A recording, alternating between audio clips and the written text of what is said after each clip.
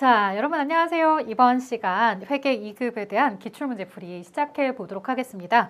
자, 벌써 26년도 2회가 시행이 되었죠. 3월 28일에 시행이 되었습니다. 자, 내용 하나하나씩 볼 텐데 여전히 여러분들이 어려워하는 것 중에 하나가 이 경영신과 ERP에 새롭게 들어오는 파트를 많이 어려워하시는 것 같습니다. 또 문제 계속 풀어보다 보면요. 이제 기출문제가 많이 쌓이니까 그만큼 또 어렵지 않게 잘 푸실 것 같은데 클라우드 ERP에 대한 설명으로 적절하지 않은 것 찾기였네요. 자, 주식회사 생사는 AI 기능 탑재된 클라우드 ERP를 도입했다고 합니다. 자, 그냥 클라우드 ERP가 아니라 이제 이 클라우드 ERP에도 AI 기능이 들어가 있더라는 거죠.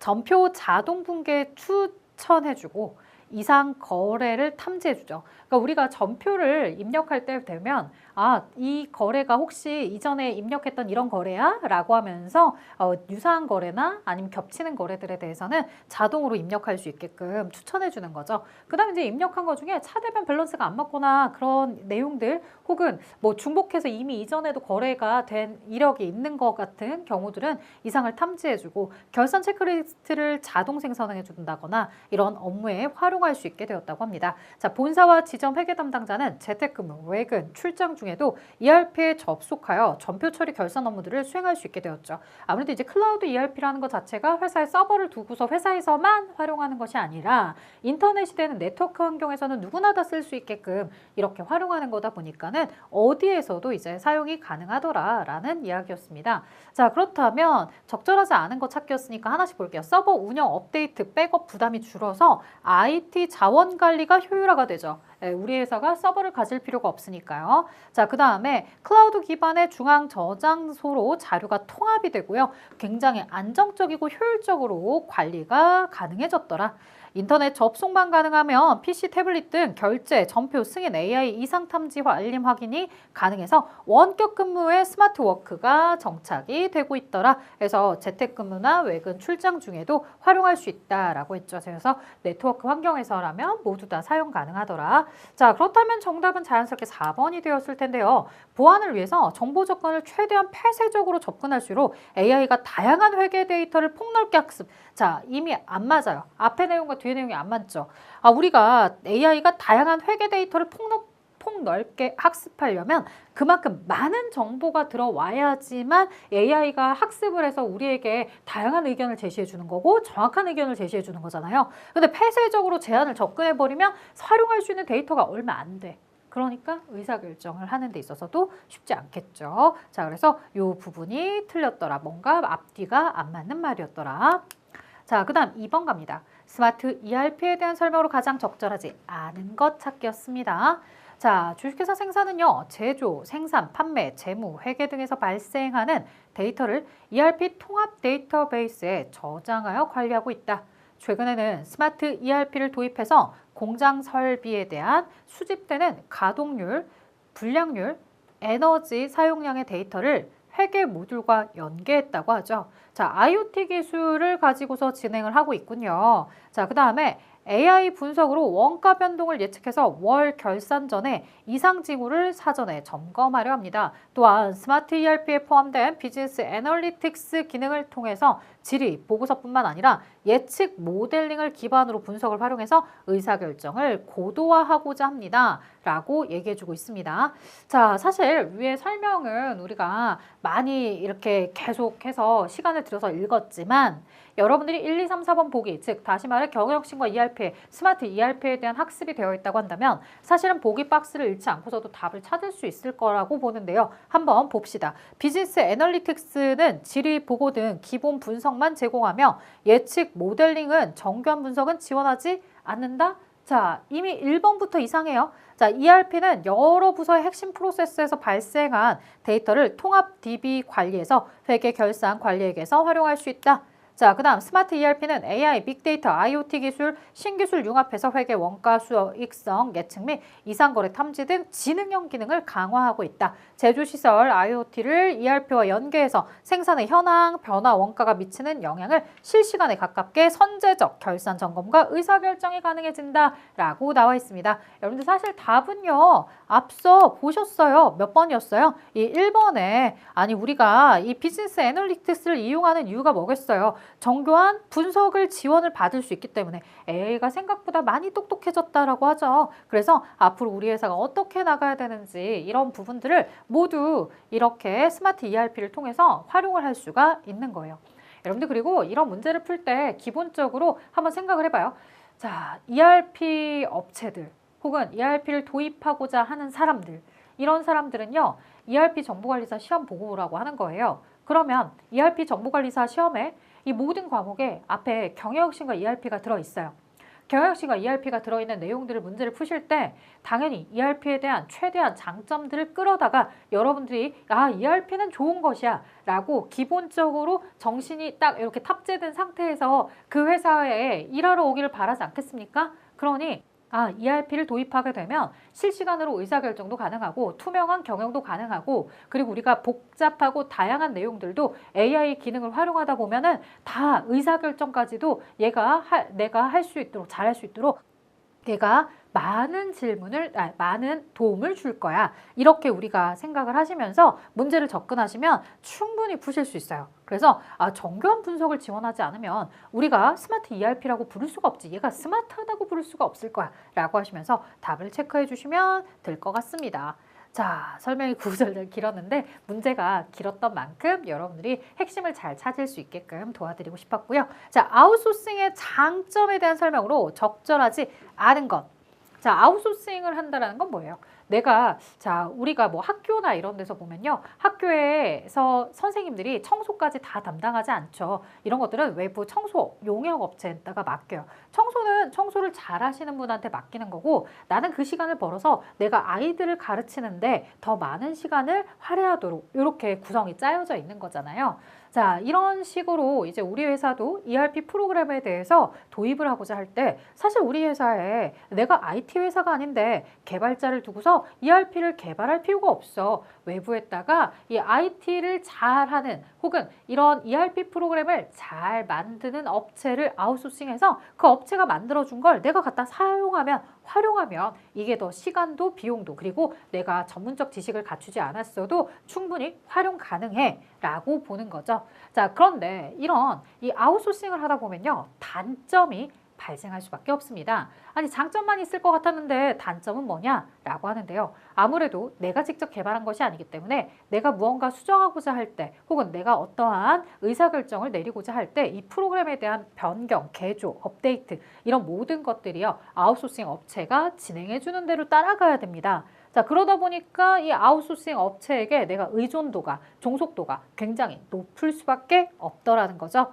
자, 그러면 장점에 대한 설명으로 적절하지 않은 것을 물어봤어요. 실제로 문장을 읽으셨을 때는 올바른 지문이라 하더라도 이것은 장점이 아닌 단점에 해당하기 때문에 1번이 정답이 된 겁니다. 아웃소싱 업체에 종속성이 생길 수 있다는 건 장점이 아닙니다. 내가 주체적으로 나의 회사를 운영하게끔 의사결정을 하는 데 있어서도 어려움이 없게끔 ERP 프로그램을 활용하는 데 있어서도 어려움이 없게끔 진행을 해야 되는데 자꾸 아웃소싱을 진행하니까 그쪽 IT 업체에게 내가 의존을 하거나 그들이 무언가를 해주지 않으면 내가 영향을 받게 되는 이런 상황이 생길 수밖에 없더라는 거죠. 자, ERP 개발과 구축, 운영, 보수에 필요한 인적 자원을 절약할 수 있다고요. 외부의 전문 인력들이 알아서 세팅해 줄 거니까 아웃소싱을 통해서 기업이 가지고 있지 못한 지식 획득도 할 수 있고요. 자체 개발할 때 기술력 부족으로서 개발을 하다가 말 수도 있는 거고 개발이 절반만 진행이 될 수도 있는 거잖아요. 그런 위험 요소를 완벽하게 제거하고서 아웃소싱 업체를 통해서 아주 우수한 기술이 탑재된 프로그램을 구매해서 쓰시는 것도 방법이 될 수 있다는 얘기였습니다. 그래서 나머지는 모두 다 장점이었지만 1번은 단점에 해당하는 내용이었다. 자, 4번 갑니다. 확장된 ERP 시스템에 SCM 모듈을 실행함으로써 얻는 장점으로 가장 적절하지 않은 것 찾기였습니다. 자, 여기도 마찬가지예요. 우리가 이 SCM 공급망 관리 모듈을 함께 사용하는 이유가 뭐겠어요? 뭔가 비용적인 측면에서는 절감이 되고 시간도 단축이 되고 그런 내용들, 내가 관리는 수월하고 이런 부분들이 뭔가 내가 이해관계가 잘 되었기 때문에 SCM 모듈을 도입하는 거겠죠. 자, 공급사슬에서 가시성 확보, 즉 눈에 보이도록 여러분들이 글로 읽을 때보다는 뭔가 이미지화 시켰을 때 훨씬 더 보기 좋아하는 것처럼요. 가시성 확보로 공급 수요 변화에 대한 신속한 대응이 가능하더라. 자, 정보 투명성을 통해서 재고 수준이 줄어들고요. 재고 회전율은 계속해서 높아질 수 있더라. 공급사슬에서의 계획, 조달, 제조, 배송, 활동 등 통합 프로세스를 지원하고 있습니다. 자, 정답은 4번일 텐데요. 마케팅, 판매, 고객 서비스를 자동함으로써 현재 미래 고객들과 상호작용할 수 있다라고 하는데요. 고객 서비스, 고객들과의 상호작용 이런 것들은 우리가 CMR에 대한 내용인 거죠. 그래서 고객 관리에 대한 내용을 하는 거지 SCM이 아니더라. 이런 얘기를 해주셔야 됩니다. 자, 5번 갑니다. 주식회사 생산은요. 현금 50만 원을 6개월간 차입하고요. 차용 증서를 발행하였다. 이 거래를 붕괴할 경우 대변의 계정 과목을 고르세요 라고 되어 있습니다. 자, 우리가 현금을 빌렸어요. 그러면 차변에는 들어오는 거 쓰시라고 했습니다. 대변에는 이 자금이 어떻게 들어왔는지, 왜 들어왔는지를 물어보시는 거죠. 들어온 이유는 단기 차입금 때문이었습니다. 단기 차입금은 그러면 50만 원이다 라고 쓰시면 되겠죠.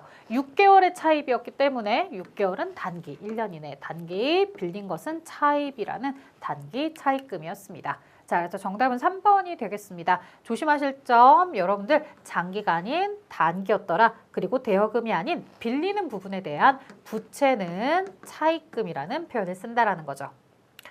자, 다음 보도록 할까요? 6번. 매출 총이익을 물어보는 질문입니다. 자, 매출 총이익이다 라고 하려면요. 일단 기본적으로 매출액이 나와야 되겠고요. 여기에다가 무엇을 차감하면 매출 원가를 차감하면 이게 바로 매출 총이익이 될 텐데요. 이 매출 원가를 산출하기 위해서는 위에 자료에 기초상품, 기말상품, 단기 매입액을 활용할 줄 아셔야 되겠죠? 자, 저는 이런 내용을 풀기 위해서 사실 T계정을 많이 그립니다. 상품에 대한 T계정이고요. 네, 자산의 증가, 감소. 증가하는 쪽에 기초 15만 원, 감소하는 쪽에 기말 12만 원. 자, 그 다음 증가는 매입할 때 증가하고요. 매출할 때 감소합니다. 이게 바로 매출 원가입니다.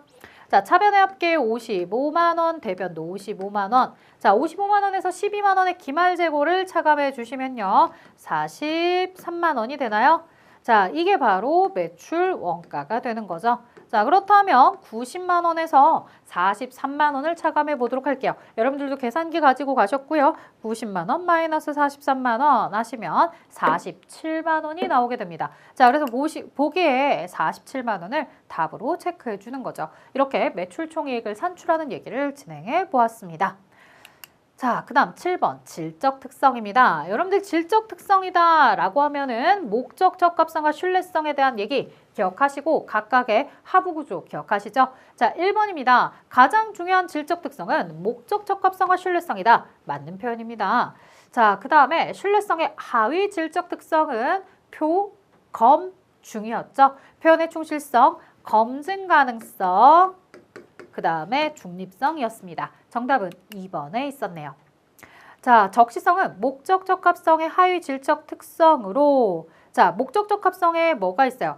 예, 피, 적 해서 예측 가능성, 피드백 같이 적시성이 있잖아요. 이 적시성은 목적 적합성의 하위 질적 특성으로 회계 정보가 의사결정에 유용하도록 적절한 시점에 제공되는 거, 필요한 시점, 적절한 시점에 제공이 되었다. 이게 바로 적시성이죠.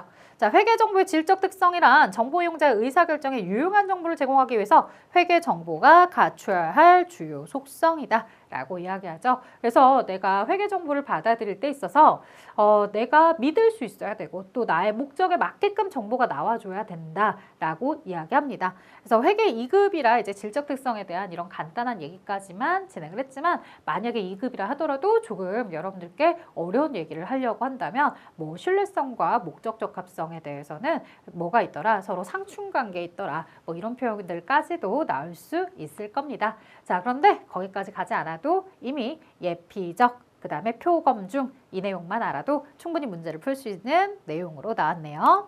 자, 8번 갑니다. 당기순이익에 영향을 주지 않는 항목으로만 묶인 거. 자, 당기순이익에 영향을 준다라는 건 수익, 비용, 손실, 이익 이런 것들이겠죠. 자, 그래서 이 급여 복리후 생비는 모두 비용 계정으로 손익계산서에 영향을 미치고요. 기부금이다라고 하면 영업의 비용이죠. 지급이자, 뭐 이자 비용을 지급이자라고 부르는 경우도 있으니까 모두 다 사실은 손익계산서의 비용들입니다. 자, 선수 수익, 미지급 비용 이거 조심하셔야 되죠. 선수 수익이나 미지급 비용은 부채 항목입니다. 부채 항목들은 재무상태표에 영향을 미치는 겁니다. 따라서 3번이 정답이더라. 자, 감가상각비, 대손상각비 모두 비용이죠. 오해하시면 안 되는 게요. 선수 수익에도 무언가 이 먼저 받은 임대료라든가 이런 것들이 있으니까 선수 수익이 나오지 않았겠느냐. 미지급 비용도 뭐 임차료라든가 보험료가 있으니까 미지급 비용이 나오지 않았겠느냐. 이렇게 접근하시면 안 돼요. 그냥 있는 그대로 계정 과목이 부채, 자산, 자본이면 아, 이건 당기순이익이랑은 거리가 있어 라고 대답해 주셔야 됩니다. 자, 9번 갑니다. 생산의 결산 시 당기순이익은 15만 원. 그러나 감사 과정에서 오류가 지적이 되었다. 정확한 당기순이익을 구하면 얼마인가? 자, 이번 회차는 여러분들에게 뭔가 혼란을 굉장히 많이 주고 싶었던 것 같아요. 자기 주식 처분 손실의 과소계상, 매도가능증권 평가이익의 과대계상. 그냥만 보면 아, 손실을 너무 적게 인식했으니까 손실을 추가적으로 인식하기 위해서 비용 마이너스 하자. 그 다음에 평가 이익을 과대 계상했으니까 이익을 줄이기 위해서 마이너스 하자. 이렇게 생각하는 친구들도 분명 있었을 거예요. 자, 하지만 이건 모두 다 틀렸습니다. 왜냐? 자기 주식 처분 손실은요. 자본 조정이고요. 매도가능증권 평가 이익은요. 자본의 기타 포괄손익 누계액이죠. 즉 이들은 누구랑은 상관이 없다더라. 당기순이익에 영향을 미치는 요소가 아니더라. 그럼 당기순이익에 영향을 미치는 요소는 뭐만 있냐면 마지막 감가상각비 비용의 과대계상입니다. 비용이 너무 많이 차감이 되었다는 얘기예요. 그럼 비용이 너무 많이 차감이 되었으면 그 부분을 플러스 시켜야지만 올바르게 수정이 되겠죠. 자, 15만 원의 이익. 이미 비용이 많이 빠진 상태의 이익을 알려줬다면 비용이 많이 빠지지 않은 이 비용에 대해서 너무 과도하게 많이 빠진 부분은 다시 플러스 시켜서 보려고 합니다. 자, 따라서 정답은 딱 감가상각에 대한 항목만 조정을 한 18만 원이 정답이 됩니다. 자, 그 다음 10번 문제요. 이런 내용들은 사실 이 회계 2급을 보시는 친구들이 어려워하는 문제 중에 하나일 텐데요. 기초 재고자산 12만 원을 9만 원으로 과소계상하였고요. 기말 재고자산 15만 원을 17만 원으로 과대계상하는 경우 매출원가와 당기순이익에 미치는 영향에 대해서 물어봤어요. 사실요, 저는요, 이런 이 매출원가와 당기순이익에 미치는 영향을 물었을 때요, 같은 방향으로 움직이는 보기가 있다면 저는 일단 제거했을 거예요. 왜냐면 매출원가는 마이너스 비용이고 당기순이익은 이익이잖아요. 자, 그럼 비용이 커지면 이익이 줄어들 테고 비용이 반대로 작아지면 이익이 커질 테니까 이건 같은 방향으로 갈 수가 없을 거야 라고 생각을 한 거죠. 그럼 이 상태에서 이제 그 다음 내용을 보자 이거예요. 기초 재고자산이 12만 원인데 9만 원으로 과소계상했대. 기초가 줄어들어? 그러면 매출원가는 어떻게 되지? 이걸 머릿속으로 그려보시면요. 여러분들 시간만 흐르고요. 계속 너무나 헷갈리고 어려운 문제로 받아들이시더라고요. 저는 차라리 이런 문제들은요. 약간의 여러분들의 센스를 발휘해서 뭐를 넣으라고 하냐면 숫자를 예시로 넣어보라고 해요. 기초가 12만 원이고 기말이 15만 원이래요. 그러면 여러분들이 그냥 편하게 한번 여기에다가 maybe 한 20이라고 한번 해볼까? 그러면 37이 되겠구나. 그러면 여기도 37이 되어야 되니까 15를 차감하면 22가 되겠구나. 요게 우리가 지금 현재 매출원가로 기록한 금액이겠구나 라고 예시를 한번 넣어보는 겁니다. 자, 그 상태에서 이제 두 번째를 고민해 보는 거죠. 그런데 기초 재고자산을 12만 원이 아니라 9만 원으로 과소계상을 했대. 그럼 기초가 줄어들었네. 또한 기말도 15만 원이 17만 원으로 기말 재고가 늘어났대 라고 이야기하는 거예요. 자, 그럼 이 상태에서 9만 원이 27만 원이랑 더해지다 보면은 9만 원이 20만 원이랑 더해주면 29만 원, 이쪽도 29만 원이 되어야 될 테니까 17만 원을 차감하게 되면은 어떻게 되겠어요? 29만 원에서 17만 원을 차감하게 되면 12만 원이구나. 자, 우리가 9만 원으로 과소계상하고 그 다음에 17만 원으로 기말을 과대계상함으로 인해서 매출원가는 줄어들었네. 매출원가가 과소계상이 되었네 라고 보는 거죠. 자, 일단 매출원가가 과소계상이 되었다는 걸 파악했다면 이번에는 이제 매출액에서 매출원가를 차감한 이익을 계산해 보러 가자는 거예요. 원래 만약에 매출액이 30이었다 라고 했을 때 매출원가가 22를 차감하는 회사들은 이익이 8만 원이었을 거예요. 그런데 매출원가를 12만 원을 차감하는 회사들은 이익이 18만 원으로 커지게 될 거예요. 아하, 원가가 줄어든 만큼 되려 이익은 커지겠구나 라는 걸 알게 되는 거죠.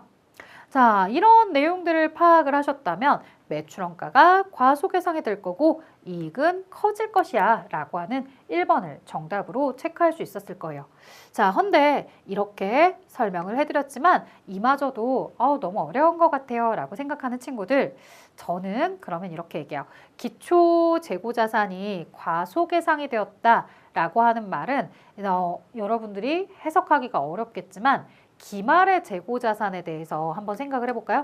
기말의 재고자산을 보시게 되면 기말의 재고자산은 2만 원만큼 지금 현재 과대계상이 되었구나 라는 거죠.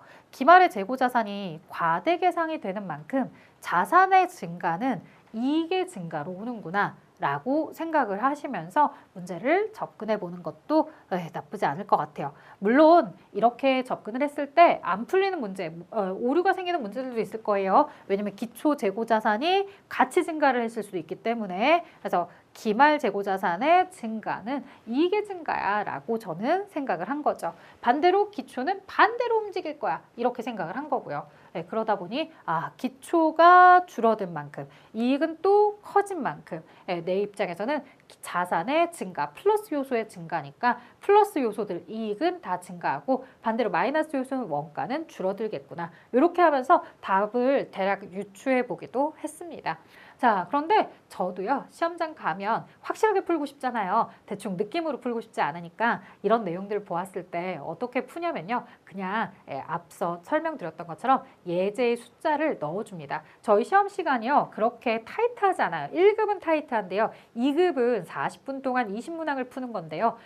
그게 뭐 빨리빨리 풀리는 문제들은 딱 10초 안에도 풀리고 있기 때문에 여유가 있어서 이렇게 풀기도 합니다. 그래서 숫자를 대입해서 한번 풀어보자. 자, 주식회사 생산의 기말 재고자산 파악 시 다음 중 생산의 재고자산에 포함해야 하는 것을 물어보네요. 자, 수탁자가 이미 제3자에게 판매 완료한 적송품이래요. 자, 이게 위탁자가 수탁자에게 팔아줘 라고 한 상태는 아직은 위탁자 재고죠. 근데 수탁자가 소비자에게 팔아버리면 그때부터는 내 게 아니에요. 그러니까 판매 완료한 적송품은 내 것이 아니다. 자, 그 다음에 매입 의사를 표시하지 않은 상태로 고객이 보관 중인 시송품. 자, 이건 여러분들에게 써보세요 라고 보내놨는데요. 그럼 창고에는 내 물건이 없잖아요. 자, 하지만 아직 팔았다라고 표현하지 않는다고 했어요. 그럼 언제 팔았다고 하느냐? 이거 반품기간이 종료됐는데 연락이 없네. 그럼 상대방이 사겠다는 얘기야. 혹은 반품기간이 종료되기 전에 물건이 반품이 되어서 돌아왔네. 그러면 이건 안 사겠다는 얘기야. 자, 또는요, 뭐도 있겠어요. 반품기간이 되기 전에 지금 상대방이 이거 구매할게요 라고 의사표시를 해줬네. 그러면 반품기간이 되기 전이라 하더라도 이건 팔았다 라고 할 거야 라는 거죠. 자, 그런데 매입 의사표시를 아직 안 했다고요. 매입 의사표시를 하지 않았다면 아직은 판매자의 재고로 보셔야죠. 자, 도착지 인도 조건으로 현재 운송 중인 미착 상품인데 이거 조심해야 돼요, 여러분들. 매입자 입장에서 판단하세요 라고 되어 있다는 거죠. 이 도착지 인도 조건으로 잘 도착을 해야 우리가 집에서 물건을 배송시켜서 받아보는 입장에서 우리 집에 잘 도착을 해야지만 이거 내 거다, 내가 구매했다, 매입자 거다 라고 할 수 있어요. 아직 도착하지 않은 것은 내 거다 라고 할 수가 없겠고요. 선적지 인도 조건으로 현재 운송 중인 미착 상품이다 라고 하는 것은요. 선적지는 마트에서 출발할 때 내가 이 물건, 구매자가 물건을 구입해서 직접 가지고 오는 사례이잖아요. 그러면 판매자 입장에서는 선적지에서 물건을 건네주면 더 이상 본인의 재고가 아니다, 팔았다 이렇게 표현을 해야 되겠죠. 자, 그래서 어차피 정답이 2번에서 나왔기 때문에 수월하게 넘어갈 수 있었겠지만 여러분들 명확하게 누구 입장에서의 재고자산인지를 잘 파악해 주셔야 됩니다. 무조건 도착지 인도 기준은 매입자 거야 라고 한다거나 이렇게 표현하시면 안 돼요. 판매자 거야 라고 표현하시면 안 돼요. 누구의 입장인지, 현재 운송 중인 것을 판매자 입장에서 물어보는지 구매자 입장에서 물어보는지 꼭 조심해 주세요. 자, 12번 결산 전 보기 잔액 시산표예요. 합계 아니고 남아있는 잔액이에요. 매출채권 잔액의 2%를 대손으로 추산할 때 대손상각비를 위한 수정공개 금액을 물어봤어요. 자, 그러면 외상 매출금과 받으러움이 전체 40만 원이죠. 40만 원에 2%만큼 대손을 설정하고 싶어요. 그러면 8만 원만큼 설정하고 싶다. 8천 원. 8천 원만큼 설정하고 싶다는 얘기죠. 거기에다가 기존에 충당금 잔액을 차감해서 보충법에 따라서 나머지 금액만 처리하시면 됩니다. 얼마가 된다고요? 7천 원이 된다고요. 자, 이렇게 하시면 돼요. 보충법이기 때문에 채권의 잔액에다가 대손율 곱하고 기존에 남아있는 충당금 잔액을 가져다 쓰면 추가로 설정할 대손 충당금 혹은 대손상각비가 나오죠. 만약 회계 처리를 물어봤다면 차변의 대손상각비 7,000원, 대변의 대손 충당금 7,000원으로 대답하셨을 겁니다. 자, 13번입니다. 여기 문제. 자, 25년도에 인식해야 될 대손상각비를 물어봤어요. 대손에 대한 문제가 앞에 나왔기 때문에 또 안 나오겠지 싶었는데 오히려 더 어려운 문제가 바로 또 뒤에 나오고 있습니다. 기말에 외상매출금 잔액, 기초의 대손 충당금 잔액, 대손 처리액, 그리고 외상매출금의 3%를 충당금으로 설정하고 있다라고 표현이 되어 있습니다. 자, 질문을 잘 보셔야 되는 게 뭐냐면 손익계산서에 들어갈 대손상각비란 말이죠. 이 대손상각비에 대해서 얘기할 때 기초에 지금 200이 있고 대손처리액 있잖아요. 자, 이거 먼저 할까요? 기말의 외상매출금 잔액이 1억 원이며 3%의 대손을 설정합니다. 이렇게 되면 우리는 300만 원을 대손에 대해서 설정하고자 하는 금액이죠. 그런데 이 부분 중에서 기존에 대손 충당금이 있다면 충당금 잔액을 뺀 나머지를 대손상각비로 인식하려고 합니다. 그러면 대손 충당금이 얼마나 남아있느냐? 라고 해서 봤더니 바로 이거죠. 대손 충당금에 대해서 기초에 200이 있었지만 중간에 대손 처리하면서 250을 대손 처리하니까 현재 남는 충당금 금액은 없었다라는 겁니다. 아, 충당금을 200이나 있었는데 250을 대손 처리하면서 다 써버렸구나. 그럼 없지. 그럼 얼마지? 300만 원만큼만 대손 처리하면 되겠지. 자, 이렇게 생각하고서 답을 3번이라고 체크했던 친구들은 띠링. 깜짝 놀랐어요. 왜? 3번이 정답이 아니에요. 답은 4번이었어요. 왜 4번이지? 난 분명히 3번이라고 풀고서 이번 시험 진짜 잘 본 것 같아 라고 했는데 점수가 깎여 있더라는 거예요. 왜 틀렸지? 라고 해서 봤더니 바로 이 부분이 틀렸어요. 지금 보시면요. 대손 충당금 잔액이 지금 200이 있었지만 대손 처리, 외상 매출금이 250이 사라진 거예요. 250이 사라질 때 처음에 가지고 있었던 대손 충당금 200을 가져다 썼겠죠. 그리고 나서 부족한 나머지는 뭐라고 썼겠어요? 대손 상각비라고 썼겠죠. 이거 대손 상각비를 50이라고 쓴 거. 얘도 25년도에 인식할 대손 상각비죠. 따라서 손익계산서에 대손 상각비로 들어가는 건 지금 대손 처리하면서 발생한 50에다가 내가 결산 때 추가로 설정한 것까지 합쳐서 그래서 350이 들어갔다는 얘기입니다. 그래서 350이 정답이었다. 자, 14번입니다. 매출 총 이익을 구하래요. 자, 매출 총 이익을 구하려면 매출액이 필요해요. 매출액이 필요한데 매출액 70만 원 중에 매출 환입 매출 애누리, 매출 할인이 있어요. 그러면 70만 원에서 2만 원, 만 원, 만 원, 전체 4만 원을 차감해 주세요. 자, 그러면 66만 원의 순 매출액이 나오죠. 마이너스 매출 원가를 산출해 볼 건데요. 기초가 5만 원, 기말이 7만 원. 자, 기초 자료도 기말 자료도 썼어요. 자, 기초 기말 자료 모두 다 쓰고 기초가 5만 원, 기말이 7만 원, 매입액 들어갈게요. 자, 전체 매입액 35만 원에서 매입 애누리 3만 원, 매입 환출 2만 원. 자, 매입과 관련된 나머지 내용은 없어요. 자, 그러면 3만 원, 2만 원에서 5만 원을 차감해주면 매입액은 30만 원이죠. 자, 총 매입액 30만 원에 기초 5만 원 해서 35만 원, 대변도 35, 7만 원의 기말을 차감하자. 자, 35만 원에서 7만 원을 차감하면 28만 원. 이게 바로 매출원가 28만 원.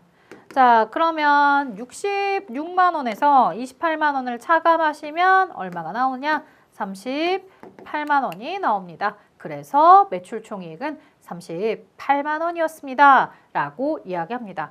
굉장히 문제가 복잡해 보이고 여러 가지 요소들을 많이 담은 것 같지만 사실은 매출액을 계산할 때 순매출액으로 계산해야 돼. 매입액을 계산할 때, 매출원가 계산할 때도 순매입액을 이용해서 계산해야 돼 라고 하는 거죠. 그리고 조심하실 점은 혼자서 계산하다 보면은 중간에 흐름을 놓쳐요. 그래서 여기서 총 매입액 35에서 5만 원을 차감해 놓고 나서 30만 원, 아, 다행이다. 이렇게 접근하는 친구들 있어요. 그런 거 하시면 안 되죠. 여러분들이 구하신 거는 순매입액이었어요. 그래서 기초 더하기 순매입액의 기말을 제외했을 때 나머지가 매출원가더라. 이렇게 매출원가가 왜 28만 원이 나왔는지도 잘 판단할 줄 아셔야 됩니다. 자, 15번입니다. 주식회사 생산은 상품 25만 원을 판매했습니다. 자사가 발행한 상품권과 현금 5만 원을 받았습니다. 자, 기본적으로 여러분들에게 물어보고 싶은 건 뭐냐면 매출이 25만 원어치가 됐다거나 현금이 5만 원이 들어왔다는 얘기는 모두에게 다 동일하게 적용하고 있어요. 결국 이 문제의 핵심은 뭐였냐면 상품권을 회수했을 때 뭐라고 부르는 거냐 이 얘기를 하고 싶은 거죠. 자, 상품권은요. 일단 판매를 했을 때 고객이 나에게 돈 20만 원을 주면서 나는 상품권이 나갔어 라고 할 때 우리는 이걸 상품권 선수금이라고 합니다. 왜냐하면 물건이 팔리기 전에 먼저 들어온 돈이기 때문에 선수금의 개념이고요. 그냥 선수금 계약금이 아닌 상품권에 대한 판매이기 때문에 상품권 선수금이다. 이렇게 부른 겁니다. 자, 따라서 상품권을 회수했을 때에는 이렇게 상품권 선수금이라는 부채가 다시 상환된 것으로 보는 거죠. 자, 이런 내용들을 여러분들이 잘 학습해 주셨으면 합니다. 또 하나 여기에 맞물려서 이렇게도 이야기할 수 있겠죠. 그럼 상품권에 대한 판매는 우리가 수익으로 인식하느냐? 아니다. 상품권의 판매는 선수금, 부채를 인식했다가 언제 그럼 매출로 인식하느냐? 매출로 인식은 실제로 물건이 판매가 되면서 상품권을 회수했을 때 매출로 인식한다. 이런 개념과 서로 일치하는 내용입니다. 자, 16번. 생산은 설립시 주식 1000주, 액면금액 5천 원인 주식을요. 7천 원에 발행하여 현금으로 납입을 받았습니다. 질문은요. 전체 자산의 증가액도 아니고 주식 발행 초과금도 아니고 자본금을 물어본 겁니다. 실제로 자본금은요. 여러분들 액면가액 곱하기 주식수죠. 따라서 액면금액 5천 원 곱하기 주식수 1000주에서 액면가액은 500입니다. 이건 금방 답을 할 수 있으셔야 됩니다. 자, 만약에 주식 발행 초과금이나 자본잉여금으로 들어갈 금액은 얼마니? 이렇게 물었다면 현금 7,000원에 1000주라 700이니 나머지 액면을 초과하는 금액이 바로 주식 발행 초과금이며 자본잉여금으로는 200만 원이 들어갑니다. 뭐 이렇게 표현을 해주셨어야 되겠죠. 혹은 자본의 총계는 700이 증가합니다. 이렇게 표현을 하거나. 근데 그런 질문이 아니라 그냥 자본금 500을 물어보는 질문이었어요. 자, 감자 손익, 감자 차손을 물어보는 거죠. 감자 차손익. 자, 감자 차손익은요. 자본금의 감소를 인식할 때입니다. 차변에 자본금. 네, 앞서서 자본금 보셨다시피요. 주식을 발행할 때뿐만 아니라 이렇게 감자할 때도요. 액면가액을 기준으로 계산하시는 겁니다. 액면가액 5,000원 곱하기 100주는 50만 원의 자본금. 현금으로 지급하는 금액은 60. 자, 별다른 언급이 없으면 감자 차익은 없었으니까 상계 처리할 거 없이 그대로 감자를 하는데 자본금을 감소시키는데 50만 원짜리를 회수하면서 60이나 줬구나. 회사 입장에서는 손해를 보고 있구나 라고 해서 감자차손 10만 원으로 이렇게 처리를 해주셔야 되는 부분입니다. 그래서 자본금을 쓸 때 항상 액면가액으로 써야 된다는 사실을 잊지 않으시면 액면 50만 원짜리 회수하는데 60을 제공하는구나 라고 하면서 답을 찾기 쉬우셨을 거예요. 이건 늘상 나오던 유형이니까 어렵지 않게 잘 찾으셨을 것 같아요. 자, 18번입니다. 이익, 잉여금, 처분과 관련된 자료입니다. 이를 실행하여 회계 처리할 경우 추가로 계상할 이익 준비금은 꽤나 오랜만에 나온 문제인데요. 지금 보시면 자본금이 800인데 자본금의 12%, 즉 현금 배당은 7%를 진행한다고 합니다. 그러면 자본금 800만 원에 7%에 해당하는 87에 56인가요? 네, 56만 원에 대해서 현금으로 배당을 한다는 얘기죠. 자, 이건 배당을 하는 금액일 뿐이고요. 우리에게 물어본 건 이익 준비금입니다. 자, 그런데 이익 준비금은요. 여기도 설명이 되어 있지만 상법상 최소한도만 적립을 합니다. 상법상 최소한도라는 건 뭐냐면 금전 배당의 10%만 해당하는 거죠. 따라서 현금 배당, 금전 배당의 10%에 해당하는 5만 6천 원만 이익 준비금으로 적립을 하시는 겁니다. 자, 19번. 제품을 외상으로 판매했습니다. 자, 그러면 제품의 매출 200, 그리고 외상 매출금 200. 자, 대금을 결제하면서 약정된 기일보다 빠르게 지급함에 따라서 1%의 할인이 발생했다고 합니다. 그럼 여러분들 매출이 200이 이루어졌다 하더라도 매출 할인 1%다라고 하면 200만 원의 1%는 2만 원이죠. 2만 원. 2만 원만큼 매출액이 줄어드는 거예요. 앞서 보셨다시피 손익계산서의 매출액은요. 순매출액입니다. 그러니 전체 총 매출액에서 이렇게 할인에 대한 2만 원을 빼서 당기순이익이 나오게 되니까요. 당기순이익은 이렇게 할인된 금액만큼 뭐가 될 수밖에 없더라? 줄어들 수밖에 없더라. 따라서 2만 원이 감소합니다 라고 대답을 해주셔야 됩니다. 자, 그 다음 20번입니다. 당기순이익을 계산하면 얼마입니까? 라고 하는 질문이었는데요. 자, 당기순이익을 계산하기 위해서 단계 매출액, 그 다음에 상품에 대한 재고, 기초, 그 다음 매입, 기말 등장을 하고요. 종업원의 급여 판매 관리비, 이자 비용에 영업의 비용이 등장을 하네요. 자, 요걸 통해서 일단 매출 원가를 산출하는 게 먼저 중요하겠네요. 기초 15만 원. 자, 어때요? T계정 알고 있으니까 활용도가 진짜 많죠. 23만 원. 그 다음 기말이 10만 원입니다. 차변의 합계 38. 대변도 38이다. 자, 10의 기말을 빼면 28이 바로 매출 원가. 60만 원의 매출액에서 28만 원의 매출 원가를 차감했더니 32만 원의 매출 총 이익이 나왔더라. 매출 총 이익에서 판매 관리비 10만 원을 차감하게 되면 22만 원의 영업이익이 나온다.